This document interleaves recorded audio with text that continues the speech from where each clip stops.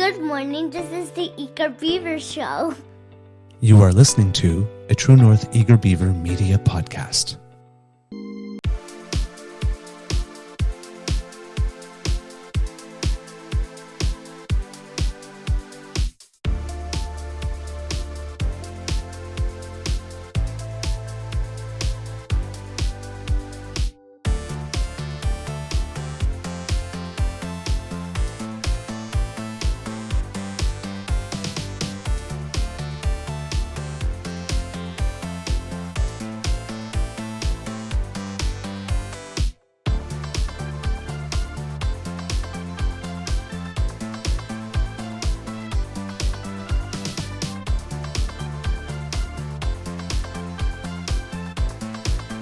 The True North Eager Beaver podcasts are proudly brought to you by our founding sponsors, the Miss V Mysteries from Corvid Moon Publishing, your source for science fiction, fantasy, and cozy mysteries featuring a broad diversity of characters. CanadianTarot.com, your uniquely Canadian online eclectic tarot community and forum, and the Peppermaster, hot pepper sauces made from fresh farm ingredients to thrill your taste buds and expand your mind.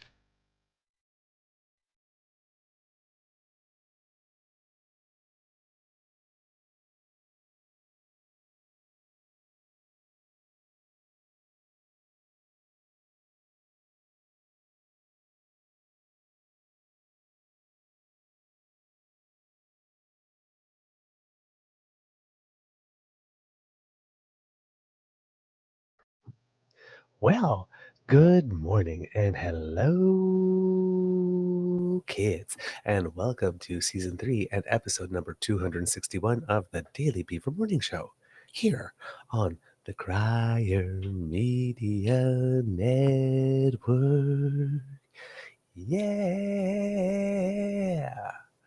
a little extra juice in that, because in case you haven't noticed, because I've kind of been bragging about it all over the place.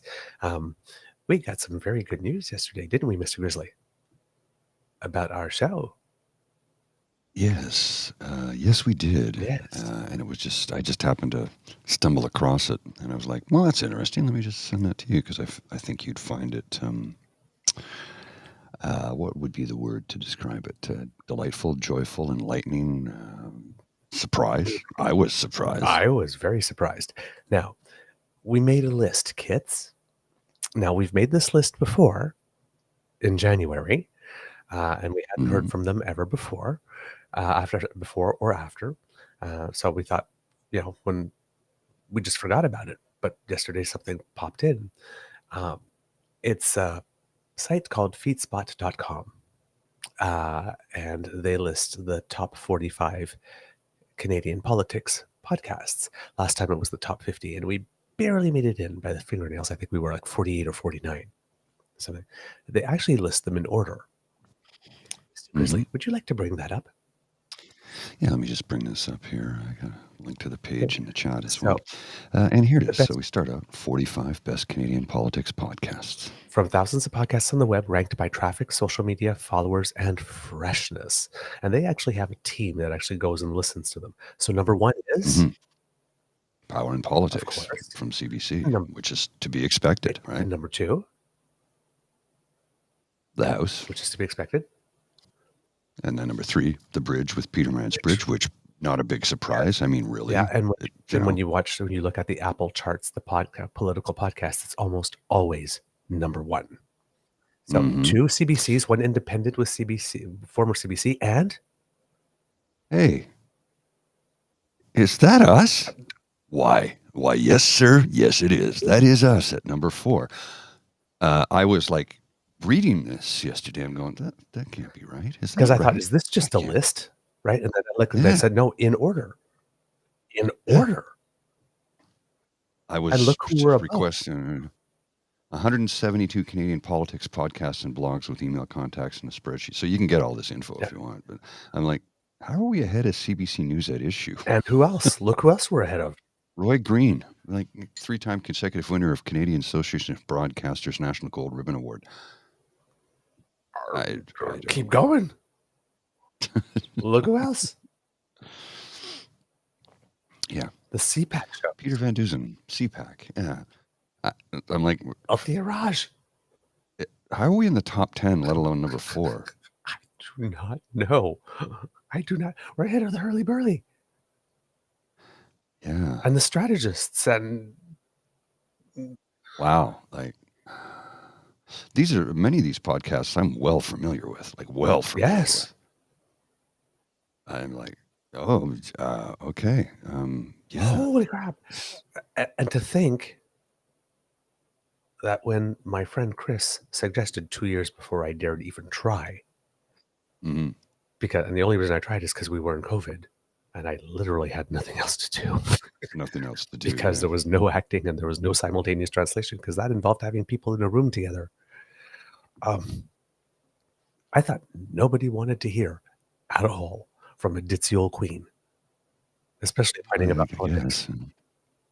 I guess there's an audience for everything and everyone. And, sometimes we have some nice things to say, and sometimes we have some fun banter, and sometimes we get a little aggro, as the saying goes. Yeah. And, it is what it is. So it's, that is you. I mean, it's a bit us, of course, because, we make the product, but that's you. That's you turning up. Yes. That's you telling people. That's you liking and sharing and subscribing and commenting and, retweeting and all of that. My cup runneth over, my heart overflows. Wow. So thank you. Yeah. Thank you so much. Wow. Yeah, I know, Kit Lindham. You told us. You did. You were our first biggest fan, and the original and the best. So you're like cornflakes. But yeah, thanks, kids. Good morning to the best damn fam. Literally, well, according to this, maybe the 4th best damn fam, but to us, the best damn fam in all of podcasting. Good morning, Kit Elaine, Kit Saucy, Kit Cassie, Kit Tabby G, Kit Ellen, Kit HughTube. Back with the new account. There's my man. That's Kit Hugh, but he had to get a new account for some reason. He had some trouble with his account. Kit Jillian, Kit Dan, hey, my friend. Thank you so much. Kit Carol, I think that's a new name on us. Yes, she's joining us from Facebook in somewhere south of the 49th parallel. Well, thank you. Welcome. And happy belated Thanksgiving. And let's see, who else did we have? Illinois. She's in Illinois. Apparently. Yes. I have very, very happy memories of Illinois. Lots of good things happened to me in Chicago. Very good things happened to me in Chicago back in the day. And Miss Sadeka, good morning to you and all the family, including Kit Mateo and Rain and Jazzy there, and Mohan as well. All right. Today, recording day is Tuesday, November 28th, 2023. It looks like it's going to be a nice day here at the Beaver Lodge, but still cloudy.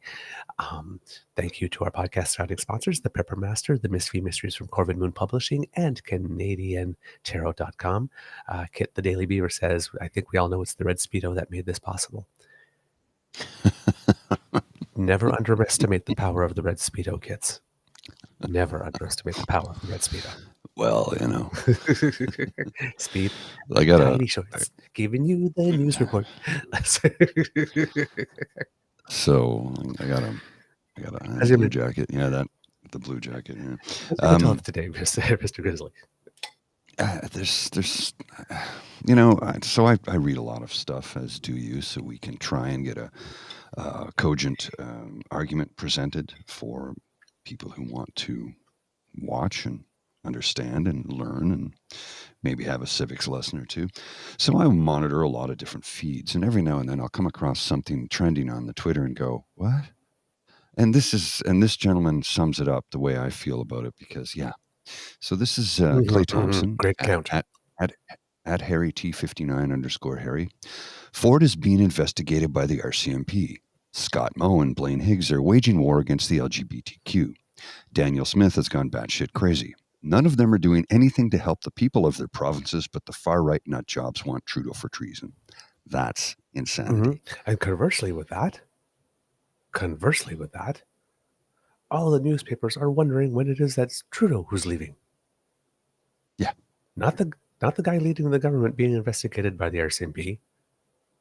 Not the government being led by a woman who has a guy that has Take Back Alberta hand up behind her back, making her talk. Not the guy that decided he is going to use the notwithstanding clause on children, Mm-hmm. but Trudeau.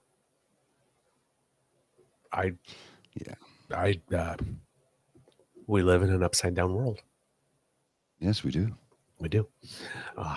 All right, kids and cubs, we have some news for you today. Again, bit of a slow news day, which is I'm okay with that, though. You know, I mean, some days we need a little bit of less of everything.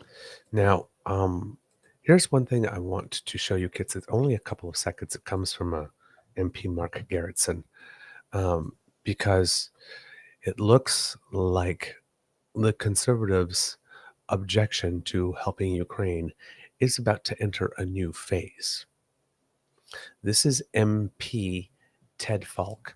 It's only a couple of seconds, so it's not a long clip. He is the member of Parliament for, I had it right there, and then it just disappeared. Oh, nope, that's not correct. The member of Parliament from Provencher, Steinbach, Manitoba. Okay. I don't know if this maybe has a little bit to do with the fact that the province went NDP and he needs to strut a little bit and get some airtime for himself because they fear they're losing the province. But I'm not sure how well this is going to play back home. Mr. Yeah, I saw this and went, dude. That's a bold move, Cotton. Yeah, let's see how this plays out. That said, this Prime Minister, this government, have been consistent and unequivocal in saying that we will support Ukraine, whatever it takes, for as long as it takes. And I will say that concerns me a bit.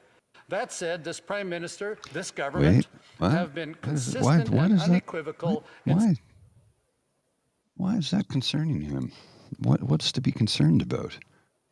I don't understand that. Are you supporting Vladimir Putin and Russia's invasion of a sovereign nation? Because that's kind of how I would read that statement. Now, of course, I mean, after all, they voted against a free trade agreement with Ukraine. Yes. Now, of course, the clip is cut right there. I'd like to see the full length of it. Yeah, which I will look for at some point because I hadn't had time yet, because last night we were doing an interview with... Which will air on Monday. Yes, with the gentleman that you all kids requested that we get, Mr. Tim Krutzman, who was the teacher in British Columbia who posted that video after the Prime Minister was surrounded by a protest, and he was very upset and then had taken it down and then put up something else. And the reason he took it down is because he thought that the protesters were convoyers, and when he found out it wasn't about that. And the noise, basically, it was an introduction of noise into his message. That's what I always tell you in terms of PR, that what you want to do is you want to create a message at point A that will be understood at point B with the same intent that you created at point A. So you try not to put noise into your message. So when you happen to misidentify the group, but everything about the rest of your message stands, then people slap on you because you identified the wrong group. It takes over the message, right? But the message is still the same. What's really interesting is that this Ted Falk guy on his website, and I will give that to you. I'm not sure if he's going to have to update his website, Mr. Grizzly, but he has this whole thing of standing in support of Ukraine. Yeah, now, it seems he abandoned that idea. There's no date on this here. So, but United for Ukraine and Canada. In Canada, we are blessed with peace and prosperity. However, as we all know, the story is very different in Ukraine right now. I had the opportunity to stand in the House of Commons last week. There's no date, so you don't know when that is. The Conservatives seem to have problems dating things. We're with dates on things, because yesterday we showed you how Andrew Scheer doctored that screen cap to try to give the impression that they did vote for this last deal instead of it was the previous deal 6 years ago. That was also negotiated by liberals. He also didn't want to show that. And he also didn't want to show that everybody else voted on it. So trying to conflate two different votes to fool people that, no, we actually did vote for this. Well, and let's remember that again, the largest Ukrainian diaspora in the world is here in Canada. And the vast majority of it resides where again? Oh, that's right, on the prairies. I had the opportunity to stand in the House of Commons last week to speak on Ukraine. I shared a story about a gentleman that I spoke to earlier in the week who had been in Ukraine recently. Upon learning that he was Canadian, the Ukrainian people expressed their sincere appreciation and thankfulness for the support that Canada has given to Ukraine. And right now you are trying to torch that. So there was a time he was proud. I'm proud that our conservative government, so I'm guessing that this is from when they were in government. In Manitoba, yeah. So pre-election. So this is a few weeks at least. So what happened, Mr. Falk, for you to no longer be proud that your conservative government continues to stand by the Ukrainian people in their struggle to restore political economic stability? The fact that you're no longer the government? Maybe. You're only proud to support Ukraine if you are the government? After another thing on TED Fox CA's news, after months of Russian forces massing on the Ukraine border, I was pleased to say the Trudeau government finally commit to providing defensive weapons, blah, blah, blah, blah, blah. But now he's a little concerned about that. So I will go listen to try to find his intervention in the Hansard at some point and be able to bring you more exactly what he said for the rest of it, because that seems to be a weird flex and a weird double down. I agree with you, sir. It is very, very, very concerning. And if you are literally willing to throw Ukraine to the... Here's the things. At the same time, literally at the same time, that evil Justin Trudeau, while Ukraine is down on its knees, begging, you're going to make their lives more miserable by shoving a carbon tax that they already have and have already agreed to increase so that it can join the EU down their throats. Why is the Conservative government of Canada trying to hobble Ukraine's accession to the EU? Could it be because that helps? Oh, no, we got to do the church lady. Why would the Conservative government want to be hobbling Ukraine's ability to accede to the EU? I don't know. Could it be Putin? Putin? I don't know. I think I need to pop a cherry lifesaver in my mouth and suck on it like there's no tomorrow. This guy, man. I have 2 words. The second one is off. I think I know what the first one is.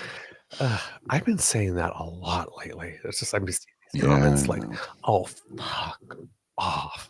When Pierre Poilievre did that thing on the Holodomor, and again somebody commented like with all the passion of Chat GPT, it's like, "Oh, fuck off." I just saw what you did 2 days ago.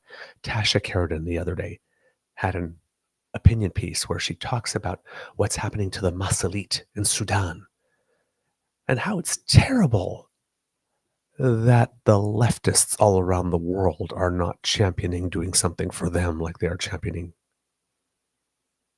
doing in Gaza, and how they're hypocrites.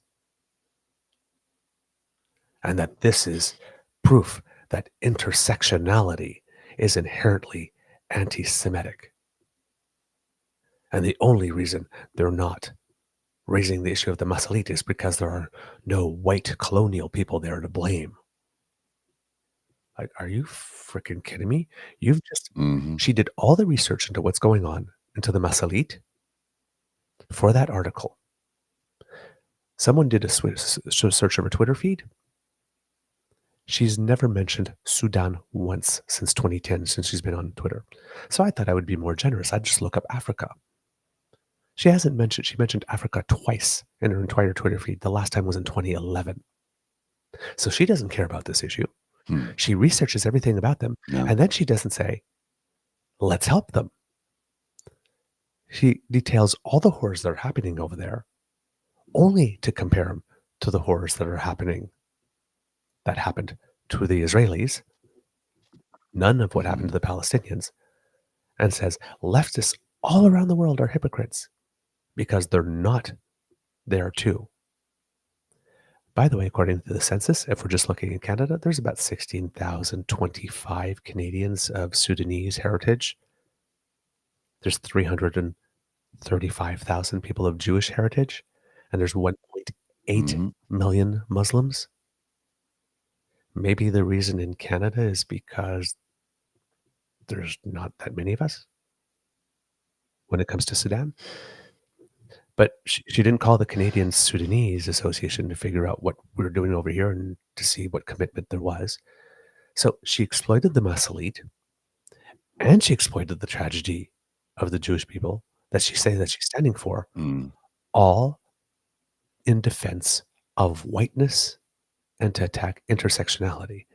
And then you remember when we presented that opinion piece that she wrote about those parents that were fighting for parental rights, right? Well, she said, inclusion, gender inclusion excludes some people. The people don't want us to include transgender students. So, and she says, it's no wonder those parents are mad. But again, to attack the left and intersectionality, because God forbid we different people should start talking to each other and work together. Ooh, when you're writing in defense of whiteness, ooh, you don't want all those coloreds working together, don't you? That's a bad thing, people working together. But some days. But here it's the complete opposite, right? She goes, oh, you either support gender ideology or you're a monster. I guess you either support Israel completely or you're anti-Semitic, or you either support Palestine completely or you're pro-genocide. It's literally the same dynamic. But when it comes to transgender kids, then the oppressors are fine. She's not even consistent. Funny how that works, huh? But both roads lead to intersectionality bad, left bad. Are you at all surprised, sir? But one day, she's for this thing, what leads to that, and the other day she denounces it. She has taken a slip and slide. I used to respect that woman. Remember when we heard that they were going to announce center-ice Canadian conservatives? And she was part of it, and we said, oh, so that's why she's not running for the leadership. And we were disappointed that she was not running for the leadership. And she didn't even support Pierre in the leadership. No. She fell into line rather quickly, didn't she?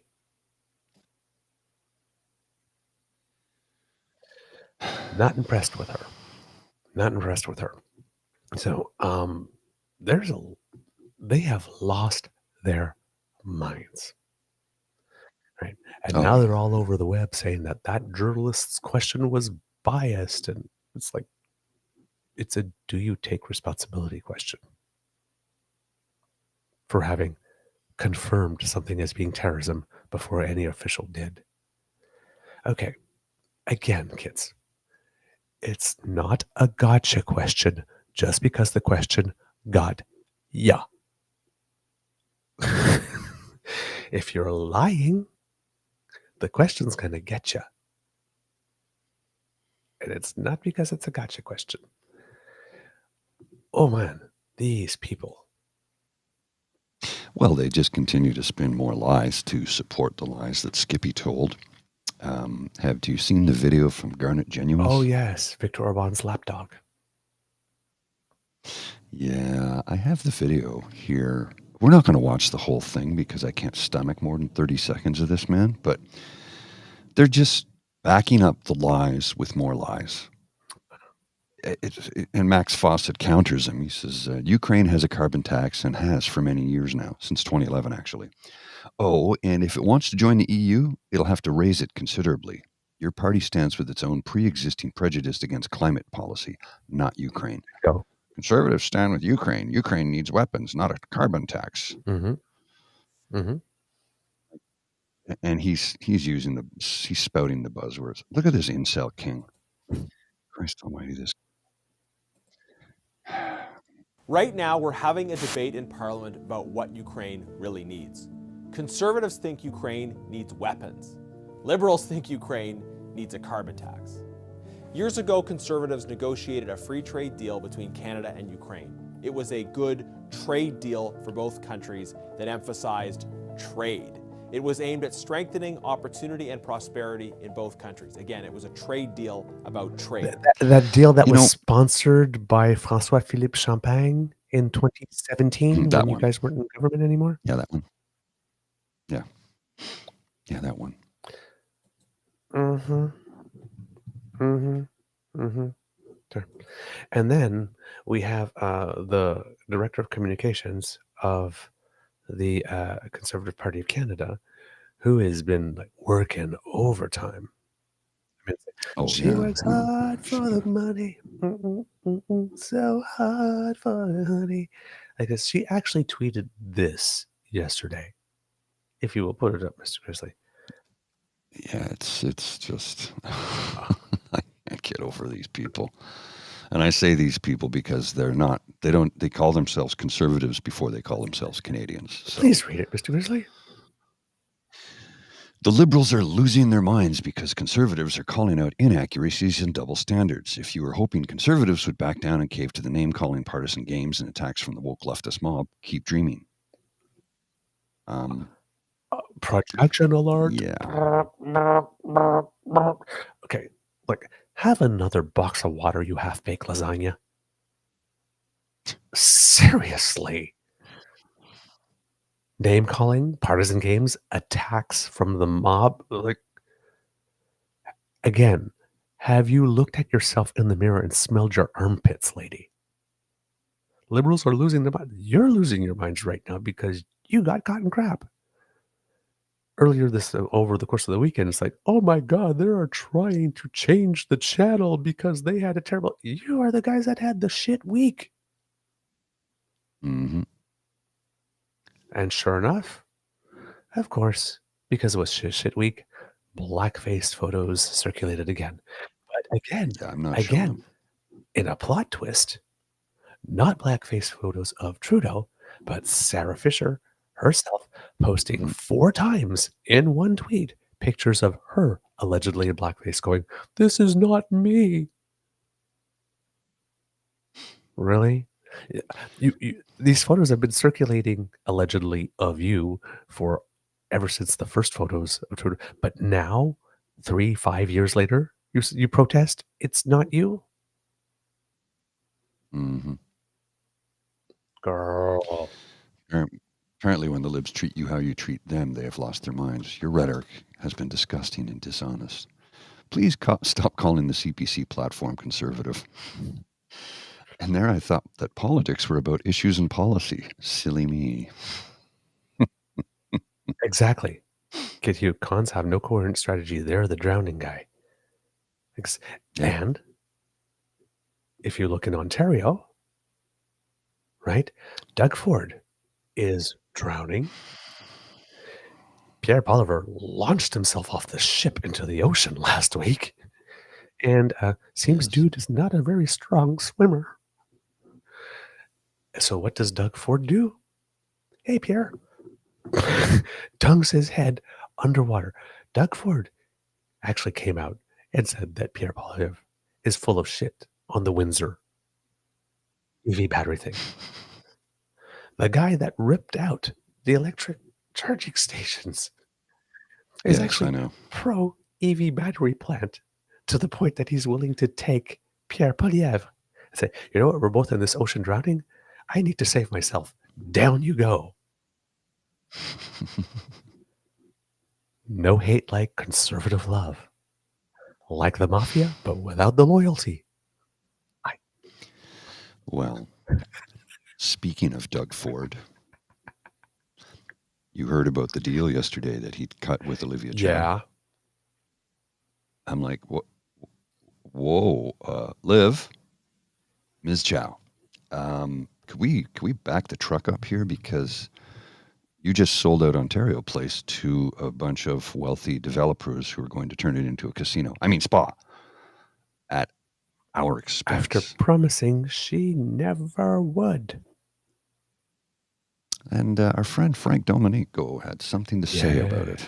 The Ford government and the City of Toronto just struck a massive deal. Let's talk about it. The Gardner and the DVP will now be controlled by the province. This is in exchange for cash to the city. And it should be noted that according to Ford, the government will never toll the highways. And while that might hold true for the Ford government, we can't say that'll hold true for any future governments, Conservative, NDP, or Liberal. As many academics and researchers would point out, that tolling highways is actually a very positive policy, even if it's quite unpopular. In exchange for this, the City of Toronto is giving up one of its key fights and allowing the province to take over responsibility for Ontario Place. Also allowing for the moving of the Science Centre, but the province is saying that the City of Toronto can choose what goes on the old Science Centre lands, with Mayor Chow saying that she doesn't want housing, but instead something science-related. The province is going to be giving Toronto $300 million in one-time funding to help with safety, recovery, and sustainability on the city's transport network, including the purchase of 55 new subway cars for the Bloor-Danforth line, if the federal government pitches in. The province is also going to be paying for Toronto to run the Eglinton Crosstown and Finch West LRTs. Essentially, the province pays for it, the city runs it. And ultimately, this is what compromise in politics looks like. Nobody's 100% happy, but the deal does solve a lot of problems. The City of Toronto has been in debt for years, well before Mayor Chow took over. Pretty much since the gravy train days of Doug's brother, Rob. And so in exchange for Doug Ford to clean up the mess of his brother Rob, Doug gets to build his Ontario Place spa. Although I'm sure those at Ontario Place for All and other groups fighting against the spa will still be able to potentially get some wins there. How do you feel about this deal? Good? Bad? Let me know in the comments down below. So, a lot of people are kind of shocked at how Ms. Chow just backed down, right? She just ran away from the promise that she made, which was to protect Ontario Place. You're muted, sir. I can't hear you. How did that happen? I don't know what happened. I don't know. When the clip goes on, it mutes. Yeah, sorry. So here's the thing. And if there are NDP supporters on the chat, this is probably not going to make you happy. Mm-hmm. I think of Jack Layton when he said there was no way he would tolerate a corporate tax cut reduction. And then he went to Harper in the middle of the night and said, hey, I'm willing to swallow myself whole on your corporate tax cut if you give me these couple of things. Then there was the NDP saying that they believed in reconciliation, believed in national daycare, but made the government fall, just as Ken Dryden had negotiated a deal with all provinces for daycare, and we had a Kelowna Accord, delaying everything by a decade. Then we have Jagmeet Singh that said in a supply and confidence agreement that no, absolutely pharmacare. And now say, well, maybe, if you give us a couple of other things, we won't have to do pharmacare by the end of this year. And now we have, is it just... Look, politics is compromise. Yes, but is it just me, or is there no party more willing to swallow itself whole and reverse itself on things it swears to God it believes in faster than a democratic socialist politician in Canada?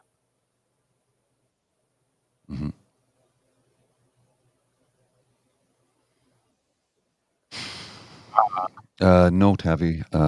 This thing, didn't he also apparently no money for that yesterday? Apparently. Now, that'll change soon, I'm sure, but apparently he did not increase Toronto Police funding. That'll change between now and tomorrow, I'm sure, but as of yesterday, no. Now, with regard to this deal, you have Subject Cars and Gardner, it's been the city wanting tolls in the past. Province said no, and it's unpopular with all of the GTHA. Then again, this is the party that brought us the 407 ETR. And Laura Babcock, who we love and we hope to get on the show at one day, said, yeah, I get that as a 905er. I just can't trust a Ford promise not to do something. Makes me think the other things about to happen. Talking about the green pill scandal and all that kind of stuff, right?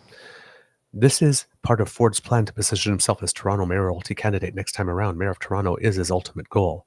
Really? I think he wanted Pee-Pee's gig. Yes. Yeah. That's what I've thought. He said he wanted to be prime minister. Yeah, exactly. Laura Babcock, Ford is so overexposed on the spa deal on the waterfront, he pretty much gave Mayor Olivia Chow his wallet.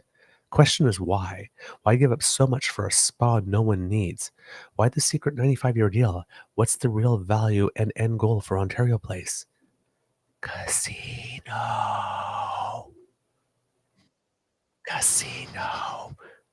You know, with Ford, once he has an idea, he never lets it go. Yeah, he's like a bulldog. Lets it go. Oh, and here's the tweet from Mayor Olivia Chow when she flashed back to June 20th, 2023. Tell us what it says, yes, Mr. Grizzly. It's really problematic. I've been paddling since I was 16. She's on a paddle. I love getting out on the water. I can't imagine the city without public access to the lake, and I won't accept a future without it. As your mayor, I'll stand up for Ontario Place. Ooh, Olivia. And again, Laura Babcock, she is on fire. Well, conservatives can't call Olivia Chow a socialist ideologue anymore. She proved her pragmatism today. Let's hope this is a good deal for Toronto, doesn't become a Faustian bargain. Ford promises not to toll those highways or deliver on programs can't be trusted. I knew it was a risky deal when Ford earnestly promised Chow he would never toll those highways. It's almost exactly how he lied about never touching the Greenbelt. Same intonation. We all know that if he can make his buds and donors money, he will. And one of the things that has Laura Babcock really, really upset is that why is he spending all that money, not only on the parking lot, but on security to keep those cars safe? The money he is spending. And there's a homelessness crisis. Why is he spending all that money in order to be able to keep cars from getting broken into there?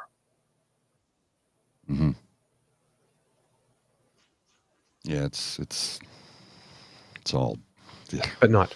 And then there's talk of Ontario looking for ways to claw back the Canadian disability benefit when it's there, causing her to ask, is Ford at war with the poor? He took away rent control basic income pilot and is spending $500 million on a spa parking lot for wealthy while planning to mitigate costs on the back of people who have disabilities.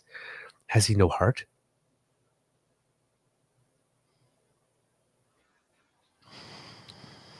I'm just... Laura Babcock is beside herself. And she is someone that has extensive PR experience.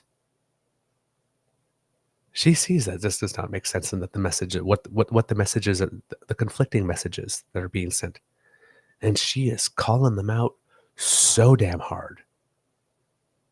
So damn hard.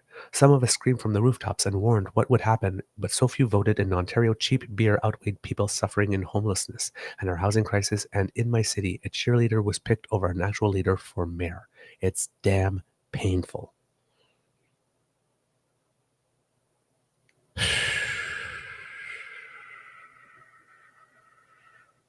And don't know about money laundering, but I suspect Ford's secret 95-year deal to remake Ontario Place into a spa for wealthy pals is a cover for a real end goal of a casino. She too believes it.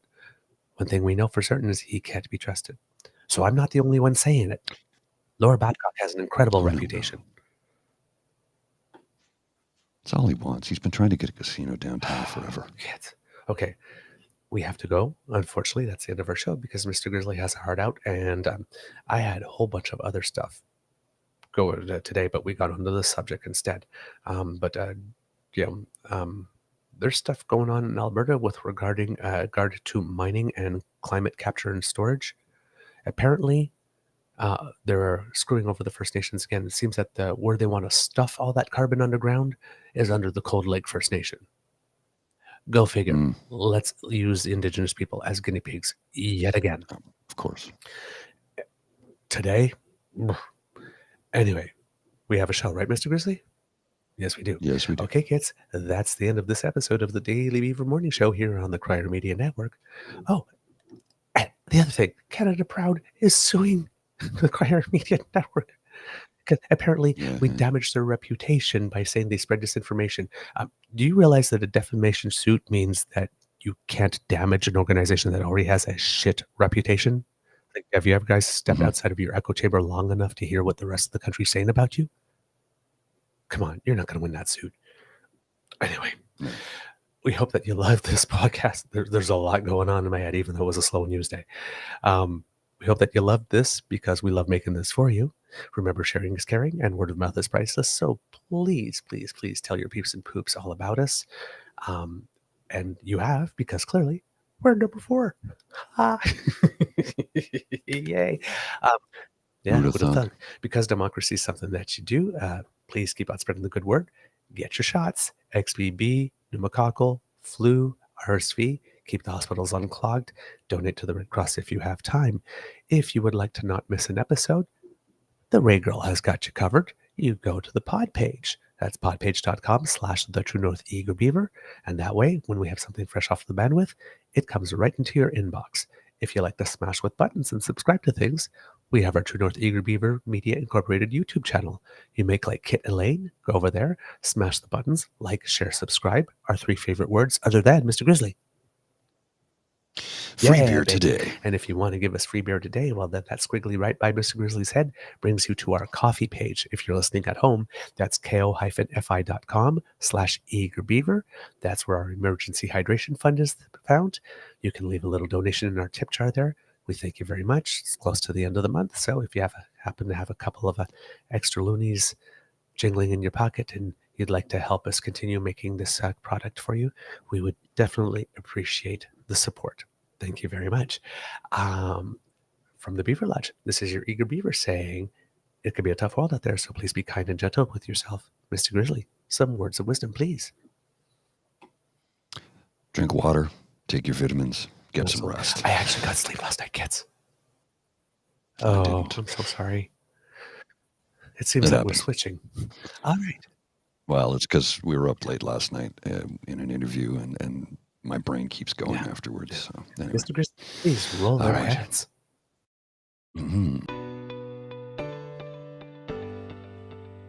You are listening to a True North Eager Beaver Media Podcast. The True North Eager Beaver podcasts are proudly brought to you by our founding sponsors, the Miss V Mysteries from Corvid Moon Publishing, your source for science fiction, fantasy, and cozy mysteries featuring a broad diversity of characters. CanadianTarot.com, your uniquely Canadian online eclectic tarot community and forum, and The Pepper Master, hot pepper sauces made from fresh farm ingredients to thrill your taste buds and expand your mind.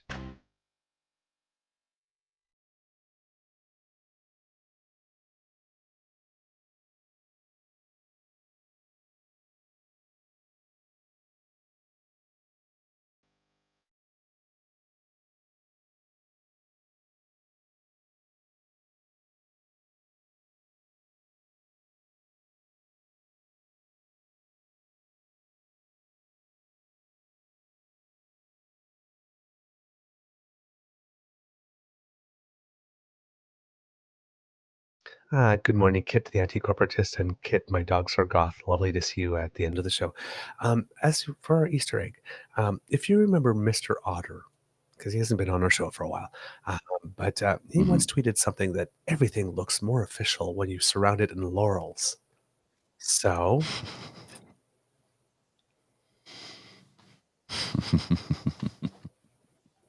I just had to. I just had to. All right, kids, have a wonderful day. Oh, I forgot. I did ask you for words of wisdom. I did. Yes. Yeah, we did. See ya.